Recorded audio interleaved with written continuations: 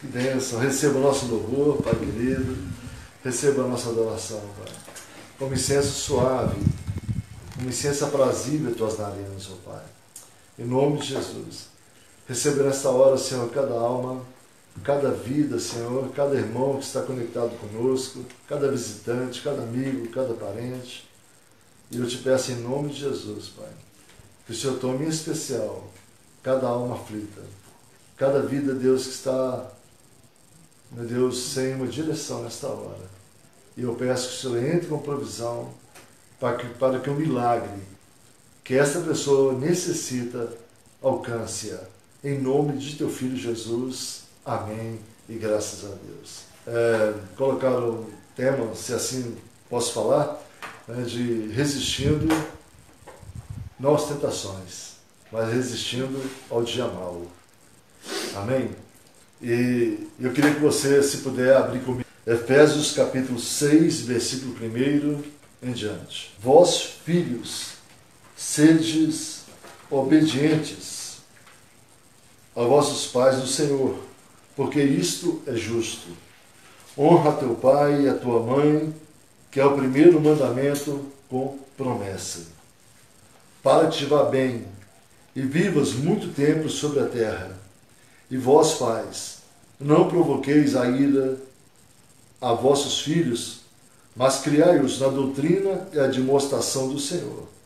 Vós, servos, obedecei a vossos senhores, segundo a carne, com temor e na sinceridade do vosso coração, como a Cristo, não servindo à vista como para agradar os homens, mas como servos de Cristo, fazendo de coração a vontade de Deus, servindo de boa vontade como ao Senhor, e não com a armadura de Deus, para que possais estar firmes contra astutas ciladas do diabo.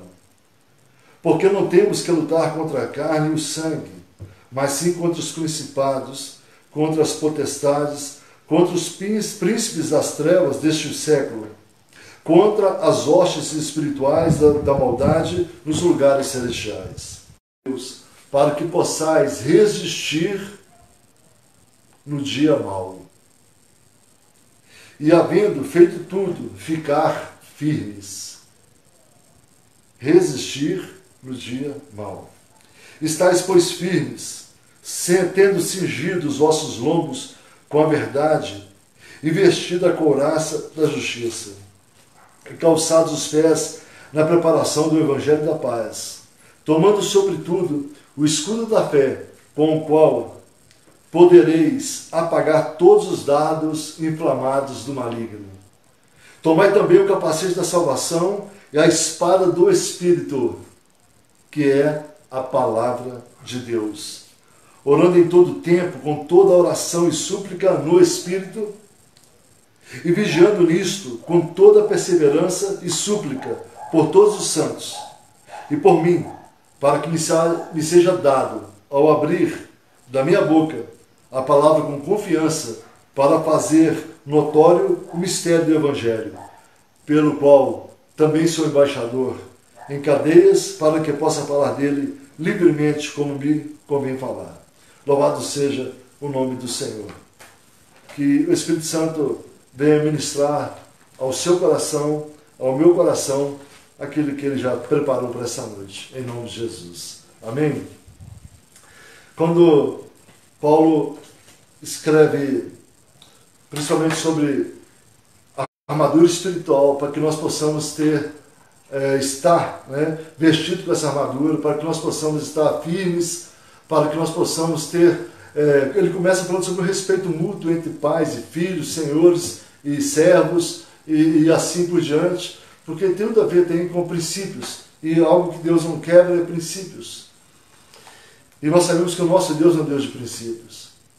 E Paulo começa a descrever aqui uma armadura de um soldado romano, e descrevendo que as nossas lutas são difíceis, mas que possamos resistir ao dia mau, sabendo que a nossa luta não é contra a carne nem contra o sangue.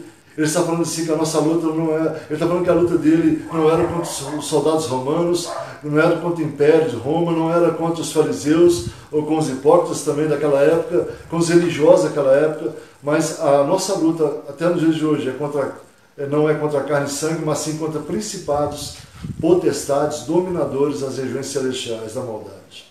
Então essa nossa luta é espiritual. Hoje nós não travamos uma luta com uma baioneta, uma arma, na verdade, para vencer essas batalhas, principalmente porque a batalha que nós vivemos hoje nesse país, a batalha que hoje as grandes nações estão vivendo, a maior nação do mundo, chamada Estados Unidos da América, todo o dinheiro, todo armamento bélico que eles têm capacidade de usar e ainda possuir mais, eles nunca combateriam esse inimigo hoje chamado coronavírus. Né? E a gente precisa estar totalmente revestido da graça de Deus, revestidos também da armadura de Deus. É algo espiritual, algo que você não vê, que você não está entendendo talvez, mas quando você pede para Deus revestir a sua vida, é como você fechar o seu corpo diante das situações, das adversidades, dos perigos da nossa vida, onde bala perdida não vai te encontrar, onde o mal não vai te achar, onde o inimigo das nossas almas não vai te ver, né? Mas o Senhor vai guardar a nossa vida, o Senhor vai nos proteger de todo mal, em nome de Jesus Cristo. Paulo esteve aprisionado por soldados romanos. Então, quando ele escrevia essa carta, eu imagino que ele ficava lembrando de todas aquelas indumentárias, de todo o fardamento daquele soldado, de maneira que ele expunha da forma que ele presenciou e que ele viveu ali. Aprisionado, Paulo foi e amarrado entre as pernas, como se fosse em um toco ali, sem nenhuma facilidade, não tinha um banho de sol, não tinha nada, e Paulo em tudo ele dava graças a Deus, em tudo ele glorificava a Deus, em tudo, ele preso, ele aproveitava os momentos de prisão dele para escrever cartas às igrejas. Paulo ele não andou com Jesus, Paulo não viveu com os apóstolos, mas Paulo ele teve a visita do próprio Deus. Paulo, que antes era um perseguidor da igreja, agora ele passa a ser perseguido por causa do nome de Jesus, e em tudo ele alegrava pelas perseguições, em tudo ele se alegrava pelas provas, pelas lutas que ele passava, mas também ele sabia reconhecer que Deus era Deus na vida dele, sabia reconhecer que os irmãos que também estavam abonando, estavam sustentando o ministério dele, igrejas que tinham poder aquisitivo muito baixo, sustentavam-no, na verdade, dando suporte para ele fazer missões, viagens missionárias, atravessou vários oceanos, inclusive, para fazer a vontade de Deus. E é interessante quando nós olhamos assim, Paulo escrevendo a carta, essa carta principalmente aos Efésios e tudo, né? A gente não sabe o que Paulo passou exatamente. Muitos não sabem, você não sabe, às vezes está reclamando hoje do seu problema, está reclamando das suas perseguições, está reclamando do momento que você vive. Você não está numa cela de prisão máxima. Você não está aprisionado, amarrado pés, mãos, de maneira que você não possa nem se movimentar. Não. Hoje nós estamos em um período que nós temos que ter cautela, é verdade, nós temos que ficar mais reclusos em nossos lares, é verdade, não é mesmo? Mas você é livre para adorar a Deus, você é livre para falar com o Senhor. Não deixe a ansiedade tomar conta da sua vida, não deixe a depressão bater na tua porta, não abra para ela. Não deixe que a opressão maligna entre na sua casa. Isso aí é espiritual. Isso não chega a ser clínico nesse momento. Eu estou falando da depressão, da angústia, da insegurança, do medo, da incerteza. O próprio Senhor diz assim, não inquieteis pelo dia de amanhã. Observai, nem Salomão, com toda a sua glória, com toda a sua riqueza, vestiu tão bem como os lírios do campo. Observai os lírios. Olhai as aves dos céus, elas não plantam, nem colhem, contudo, Deus as alimenta. Resiste ao dia mal. Talvez esse dia seja um dia mal para você. Talvez esse tempo que estamos passando seja um dia mal. Resista a isto. Não fique ouvindo muitas notícias que vão abalar mais ainda a sua estrutura, o seu emocional, a sua fé. Deus tem o controle nas suas mãos. Você acha que Deus precisa de intervenção de governo? Você acha que Deus precisa de intervenção do homem? Ele é Deus por si próprio. Ele usa o homem, ele usa o governo, ele usa a nossa vida para que nós possamos honrá-lo, para que nós possamos glorificá-lo, exaltar o seu santo e soberano nome. Mas Deus tem todo o poder nos céus e na terra. A primazia pertence a Ele, o louvor pertence a Ele, a glória, tudo. Como eu citei pela manhã, a terra é do Senhor, a sua plenitude, e tudo que nela há, tudo o que há na terra é de Deus. Nós não temos nada. Esse celular que está, essa câmera que está gravando aqui agora, tudo que nós estamos fazendo aqui agora, onde que eu estou, a minha casa, tudo isso aqui é emprestado. Tudo isso aqui é emprestado. Tudo isso aqui vai passar. Tudo isso aqui, uma hora a traça vai corroer, o ferrugem vai corroer. Mas nós devemos juntar tesouro nos céus, onde nem a traça nem a ferrugem corrói, como diz o Evangelho do Senhor. Resiste o dia mau. Aprenda a resistir ao dia mau. Ninguém escolhe uma enfermidade para ter na sua porta. Ninguém escolhe uma notícia ruim para ter na sua porta. Ninguém escolhe isso. Nós pedimos a Deus todo dia para nos livrar do mal, para nos livrar de tudo isso. Não é verdade? Mas uma coisa nós precisamos entender, que nós verdadeiramente precisamos aprender a depender mais de Deus. Aprender a depender dEle.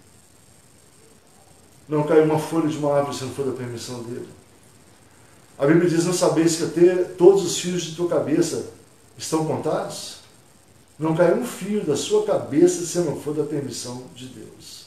Nenhum fio da sua cabeça cai se não for da permissão de Deus. E a palavra do Senhor fala em 1 Pedro, capítulo 1, primeira epístola de Pedro, capítulo 1, versículo 7, que a nossa fé muitas vezes é provada como ouro. A nossa fé é purificada. Então, quando Deus nos prova, quando Deus permite o dia mau chegar à nossa porta, não é para nos derrubar, não é para nos matar, é para purificar a nossa fé, para termos uma fé genuína. Aquela fé que Jesus falou para os seus discípulos.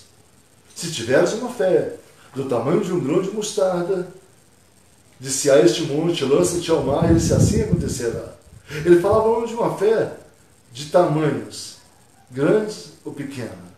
Eu tenho uma fé muito grande, eu tenho uma fé muito pequena. Não, você tem fé. E isso é que é importante, você ter fé. E quando você tem fé, você move o coração de Deus pela tua fé. É como a gente ouve alguns só dizendo assim, vamos fazer uma oração forte. Não.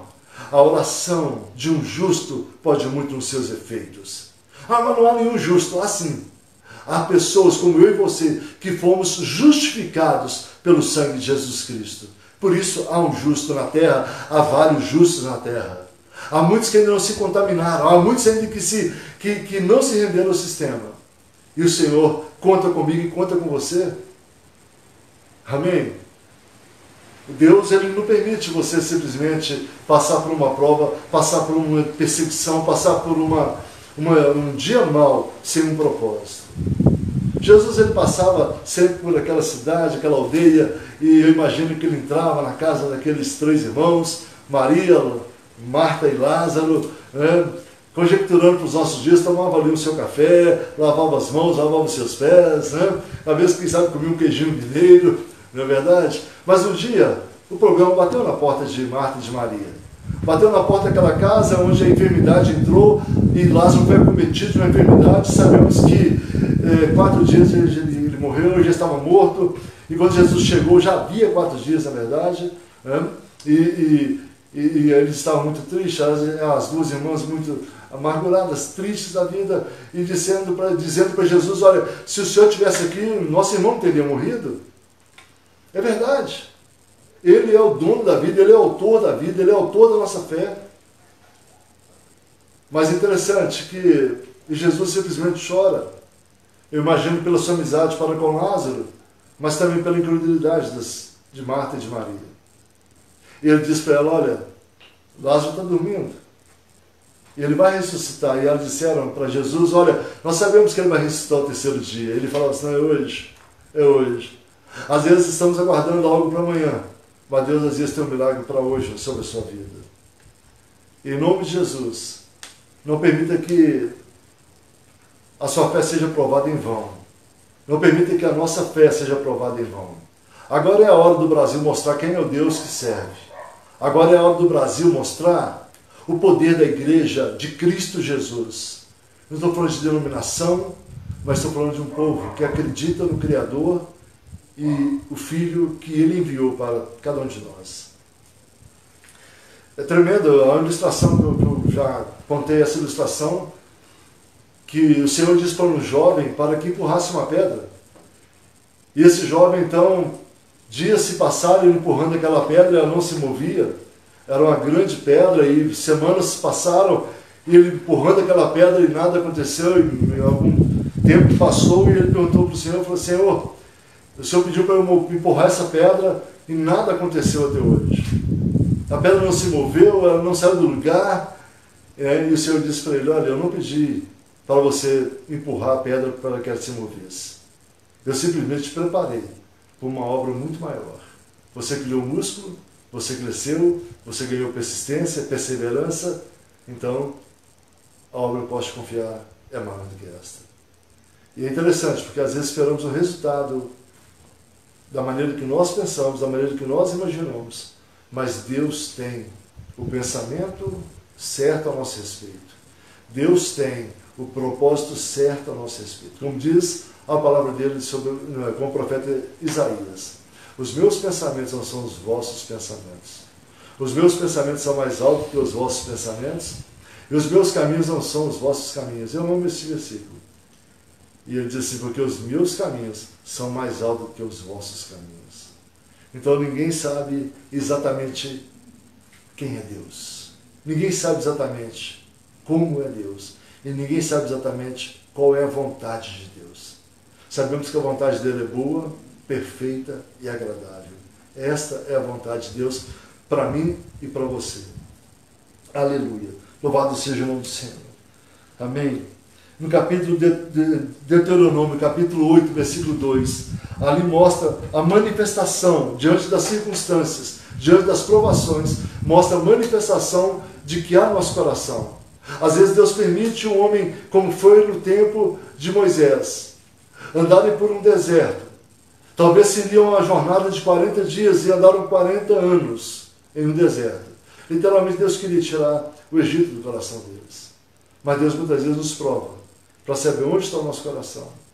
E no capítulo 8 mesmo de Deuteronômio, no versículo 17, a palavra do Senhor fala ali que quando nós recebemos a bênção de Deus, diante das provas, diante das circunstâncias, que nós não venhamos achar que foi a força do nosso braço.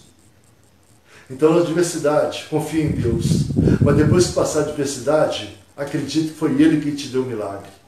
Não foi sua inteligência, não foi sua capacidade, não foi Deus. Tudo vem de Deus.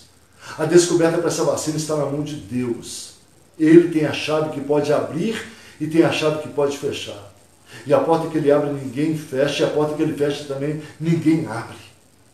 Então a nossa vida, a minha vida, está na mão do Todo-Poderoso. Não adianta nós simplesmente procurarmos a Deus nos dias de necessidades. Não adianta simplesmente nós procurarmos a Deus nos dias de aflições, de perseguições, de nudez. É óbvio, a misericórdia dele se estende, de geração a geração. Por isso nós não somos consumidos. Mas o que Ele queria de você é uma maior intimidade. É que você o procurasse nas horas de dificuldade, mas também o procurasse nas horas de bonança, nas horas de festas, alegrando, convidando para que Ele entre nessa festa, como foi o caso naquele casamento em bodas de Caná. Convida Jesus. Convida Jesus para entrar na sua vida. Convida Jesus para entrar na sua casa. Convide Jesus para entrar no seu casamento. Convide Jesus para entrar na vida dos seus filhos. Convide Jesus para entrar na vida do seu cônjuge. Convide Jesus. Esqueça a religião, ataque denominacional. Nós temos isso para o fisco, para o governo, do Estado. Mas vai entrar nos céus quem tem um coração limpo, as mãos limpas e o coração puro. Isso está escrito lá, o salmista nos deixou escrito isso. Aquele que tem um coração puro e as mãos limpas, esse entrará no reino de Deus. Aleluia! Louvado seja o nome do Senhor. Sem falar do dia mal. Às vezes falamos de dia mal, nós não sabemos o que é dia mal, irmãos. Nós às vezes passamos por uma prova né? Sepultamos um ente querido, sofremos muito ali alguns dias, daqui a pouco a gente sabe que é a propósito de Deus, não é verdade? Talvez o carro quebra na hora que você não tem condições, talvez sua geladeira queima na hora que você não tem condições, mas isso não é dia mal. Às vezes você tem um filho que está acometido de uma enfermidade, os médicos enganaram, são fatos, mas nós não sabemos o que é verdadeiramente um dia mau. Nós não sabemos o que é um período de trevas. Às vezes nós passamos por algumas tribulações e nós confundimos. Quando o Senhor chamou Paulo, e todos ficavam atônitos com Paulo, que era um perseguidor, e Paulo vai matar todo mundo, não vão deixar Paulo entrar nas igrejas, vão fechar a porta das igrejas. O Senhor aparece e diz ele, Paulo é um vaso escolhido, e ele saberá quanto deverá padecer pelo meu nome. Então não foi o diabo, não foi o capeta, não foi o nosso inimigo.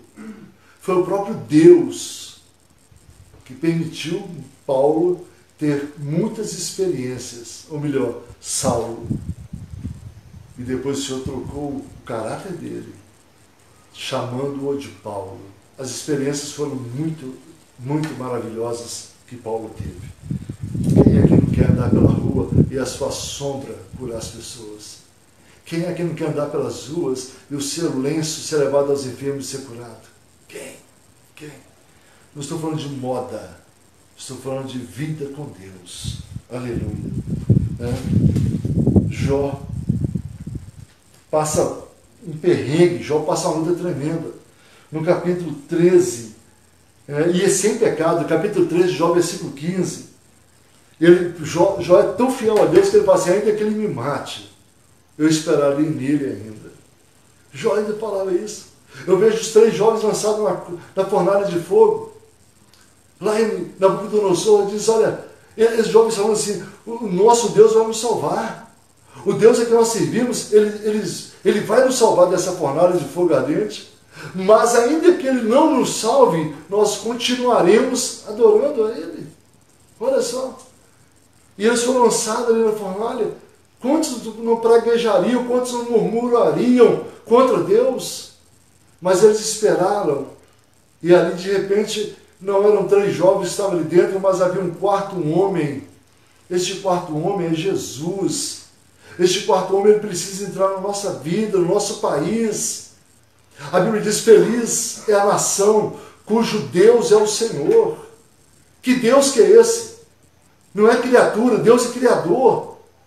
O nosso Deus não é Deus que o homem criou, que o homem colocou ali, que o homem estabeleceu como Deus, não. O nosso Deus está acima de todos, de tudo e de todos. Aleluia, louvado seja o nome do Senhor. Resistir ao dia mal. Dia mal foi experimentado também, foi experimentado por Daniel. Dia mal foi experimentado o dia que ele servindo ao rei com sinceridade. Naquela época, rei Dario. Rei Dario ganha confiança de Daniel. Daniel tem intimidade com o rei Dario. De maneira que quando chega ali para incriminar Daniel agora, resumindo a história, é lançado em uma cova com leões. O rei Dario atribula o seu coração de uma maneira tal que ele não queria. Ele queria ouvir de Daniel que ele estava mentindo para que o rei desse liberdade a ele, mas não. Ele não negou o nome do Senhor, ele não negou. E o dia mau bateu na porta de Daniel, Daniel foi lançado na cova dos leões. O rei Dario não dormiu, mas Daniel dormiu, descansou, de maneira que quando o rei Dario no dia seguinte foi atrás de Daniel ali na cova e gritando, Daniel ainda demora alguns segundos, eu imagino que estava ainda agradecendo a Deus, acabando de acordar, dando aquela espreguiçada, né? E falando assim, Deus a quem eu continuamente sirvo, me livrou das garras dos leões. Aleluia. O dia mau pode bater na nossa porta, mas vamos resistir firme. A Bíblia diz, sujeitai-vos a Deus, resistir ao mal, e ele fugirá de vós. Resistir firme na fé, toda a artimanha do inimigo, e ele vai fugir da nossa vida, da sua vida, em nome de Jesus Cristo. O dia mau foi experimentado por Davi, quando ele servia a Deus de todo o seu coração e servia ao rei com integridade. O dia mau foi experimentado por Davi quando Saul teve inveja, teve ciúmes dele e lançou-lhe uma lança, jogou-lhe uma lança de maneira que, se ele não dizia, cravava Davi numa parede, matando Davi. O dia mau chegou. Mas já Davi escreve o Salmo 23 dizendo que o Senhor era o pastor dele e que nada poderia faltar sobre ele. Que nada faltaria. Ele já declarou isso com toda a intensidade de alma. Escreve o Salmo 116, no versículo 3, 4 e 5, dizendo que o Senhor era a fortaleza dele, que o Senhor era o socorro presente. É como nós sabemos a palavra do Senhor. Elevo para os meus olhos para o monte de onde me vem o socorro. Nosso socorro vem do Senhor. O nosso socorro vem de Deus que criou os céus e a terra. Talvez esse tempo que Deus está preparando para nós foi para eu estar pregando essa mensagem, você está ouvindo aí. Mas quem sabe você tem passado um dia mal, tem mais de 5 anos? Quem sabe você tem passado um dia mal, tem mais de 10 anos? Tem carregado um peso que você não tem suportado. Mas Deus está aqui para aliviar suas dores, aliviar o seu cansaço. Isaías capítulo 40, versículo 31 diz que aqueles que confiam no Senhor terão asa como águias, subirão e não se cansarão, renovarão as suas forças. Nós precisamos confiar no Senhor, acreditar no Senhor, porque quem renova nossas forças não é nenhum medicamento, não é claro, eu não estou aniquilando nenhum procedimento médico, não estou falando sobre isso, né? Mas quem renova nossas forças, quem pode te dar um refrigério, quem pode te dar um escape, quem pode abrir uma porta onde não existe porta, é Deus. É o Senhor. Ele pode fazer tudo isso. Louvado seja o nome do Senhor. Sem falar de outros como profetas da antiguidade que sofreram perseguições, como Elias, como Eliseu, como Josué, como Jeremias, como o rei Josafá e muitos outros. Muitas vezes nós não sabemos o que é dia mau, mas reclamamos de tudo. Reclamamos só porque uma vez não tem uma carne que nós queríamos que tivesse. Reclamamos porque não tem, às vezes, coisas básicas e achamos que é um dia mau. Vou morrer, nada. Isso é frescura mesmo. Isso é falta de Deus na nossa vida. É falta de Deus. É falta de Deus. Nada justifica o erro. Nada. Hoje nós comentávamos ainda que os discípulos de Jesus, os apóstolos, todos tiveram uma morte trágica. Todos. Todos foram perseguidos até a morte. Com exceção de João, que foi exilado na ilha de Patmos. Mas ainda mesmo assim, ele foi lançado num caldeirão de azeite quente, de óleo quente. E mesmo com tudo isso, ele não morreu. Mas as perseguições foram muito grandes. As perseguições dos dias do Império Romano, que dominava toda a terra, e perseguiam mártires que foram feitos, cristãos que foram feitos mártires para agradar sociedades inteiras. E nós temos que elevar a nossa voz a Deus, clamando a Ele, porque Ele jamais vai desamparar o filho dele. Ainda que uma mãe esqueça de amamentar o teu filho, Deus jamais esquecerá de você. Né? Aleluia. E é interessante, para encerrar, no capítulo 60 de Isaías, com você. Quem sabe que você está com aquele filho mais novo, que chegou para o seu pai, fazendeiro, e pediu parte da herança, e ele foi viver a vida absolutamente. Mas um dia ele reconheceu que na casa do pai tem pão, na casa do pai tem roupa, tem vestes, na casa do pai tem vida. Quem sabe você nesta noite precisa recompor-se, precisa levantar-se de onde você caiu. Como diz a palavra em Apocalipse 3, 5. Lembra-te de onde caíste. Volta-te, arrependa-te. Porque se não arrependeres, eu tirarei do meio de ti o teu candeeiro. Quem sabe nós precisamos renovar a nossa aliança com Deus. Você está preparado? Não ficar murmurando com as coisas mais? Na verdade? Eu quero encerrar com uma ilustração. É um fato que aconteceu um grande fazendeiro e ele começou a selecionar as suas melhores sementes.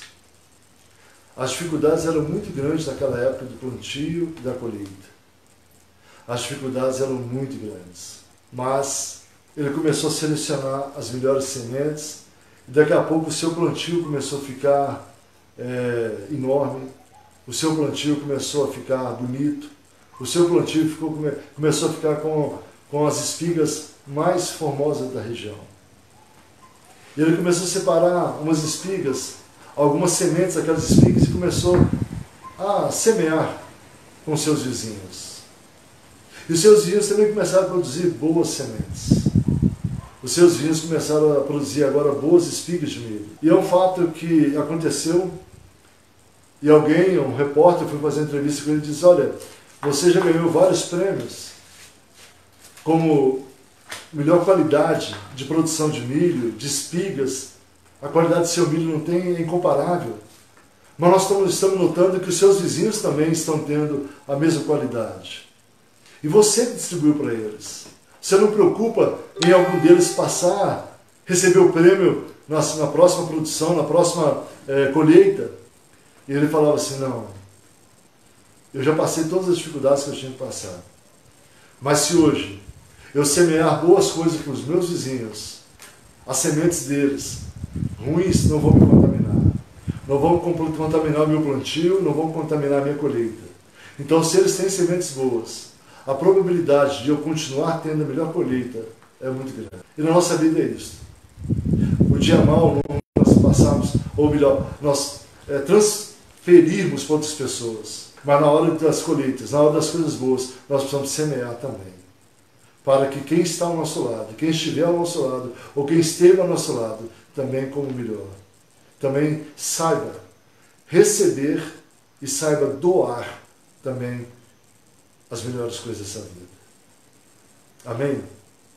Não vamos atrelar, não vamos ficar presos, não vamos condicionar a tantas notícias ruins que estão chegando em nossos ouvidos, em nossos olhos, através dos meios sociais, cada um querendo auto se promover. A verdade é esta.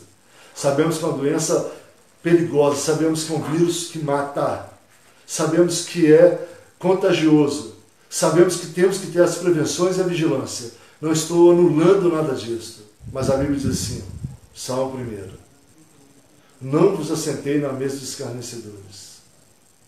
Não ajunteis com aqueles que não sabem falar, que tem algo para você, mas confia no Senhor. Não tome opiniões com quem não sabe. Busque de Deus a palavra, busque de Deus qual é a vontade, para que você verdadeiramente possa semear coisas boas ainda nesse tempo. E eu louvo a Deus pela sua vida e agradeço a você por estar conosco aí louvando e meditando na palavra de Deus. Que Deus nos abençoe.